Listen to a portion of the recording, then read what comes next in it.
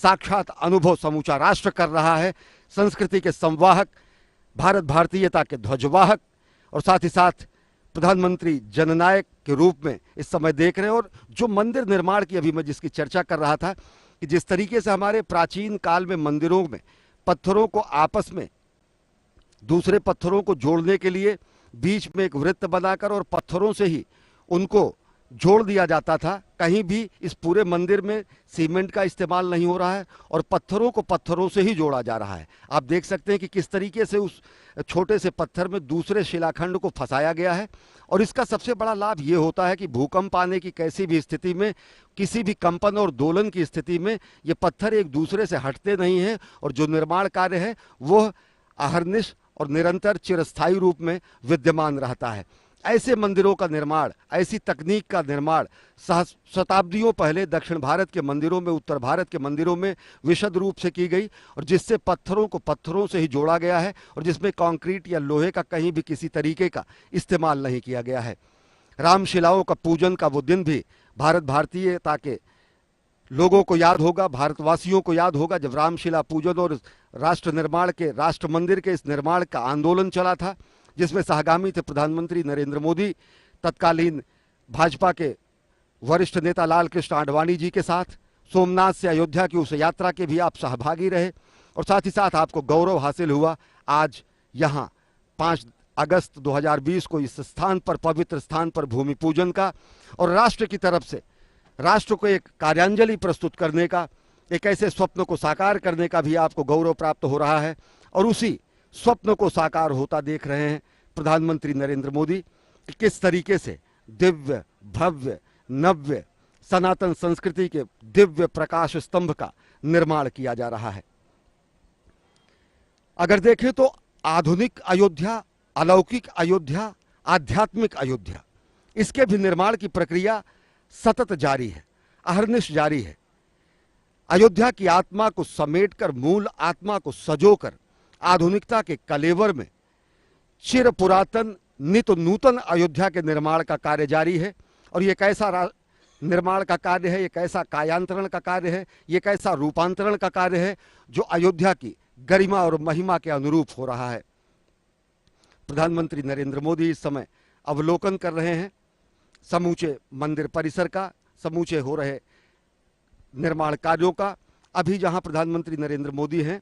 इससे आगे गर्भगृह का वो क्षेत्र है जहां पर भगवान श्री राम लला विराजमान होंगे, जो भगवान श्री राम का जन्म स्थान है, जो भगवान श्री राम के जन्म स्थान के लिए किए गए महायज्ञ के महासंकल्प की सिद्धि का स्थान है, जो अनेकानेक पुण्यात्माओं, हुतात्माओं के लिए एक ऐसा बलिदान का स्थान है जिसके लिए भारत भारतीयता और सनातन संस्कृति ने अपने गुलामी के जंजीरों को तोड़ते हुए, गुलामी के प्रतीकों को तोड़ते हुए अपनी सनातन संस्कृति की पुनर्स्थापना की। इस समय प्रधानमंत्री नरेंद्र मोदी विशेषज्ञों से बात करके, उनसे जानकारी हासिल करके मंदिर निर्माण की प्रक्रिया में जो अन्य आवश्यक चीजें हैं उनको भी समझ रहे हैं और उनको समझा रहे हैं।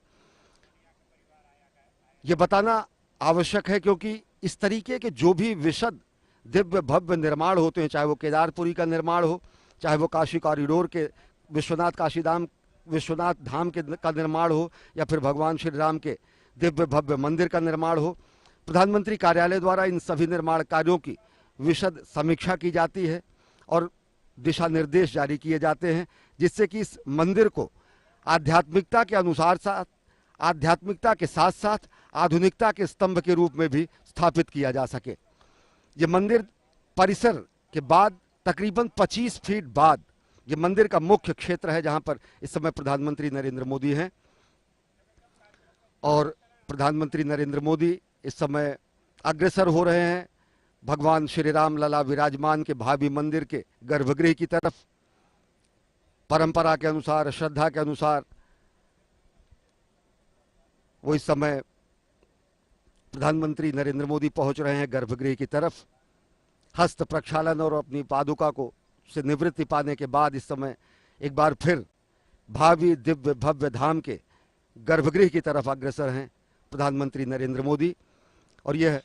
पूरा का पूरा जो मंदिर है वो बंशी पहाड़पुर के गुलाबी लाल बलुआ पत्थरों द्वारा निर्मित किया जाएगा। तो गर्भगृह का जो निर्माण है वो सफेद संगमरमर द्वारा किया जाएगा और गर्भगृह के जो स्तंभ हैं, जो गर्भगृह के जो पिलर्स हैं, जो गर्भगृह का जो स्वरूप है वो बेहद विशिष्ट है। और साथ ही साथ इसके पीछे का जो क्षेत्र है, दर्शनार्थी श्रद्धालु राम भक्त वहाँ से भगवान श्री राम लला विराजमान के दर्शन कर पाएंगे। और ये मंदिर निर्माण का जो काम शुरू हुआ तो अनेक चुनौतियां भी थी, पर्यावरणीय चुनौतियां, जो बंसी पहाड़पुर से पत्थर लाने की जो प्रक्रिया थी उसको भी सरल करते हुए,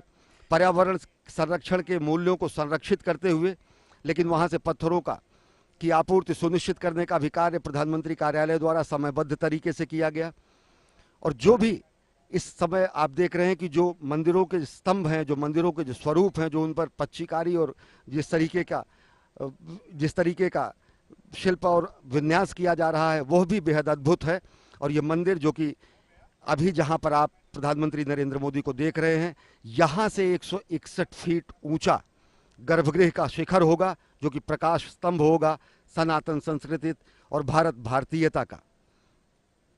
श्री राम जन्मभूमि तीर्थ क्षेत्र के महासचिव श्री चंपत राय दीप प्रज्वलित करके प्रधानमंत्री नरेंद्र मोदी यहां पर भगवान श्री राम लला विराजमान की आराधना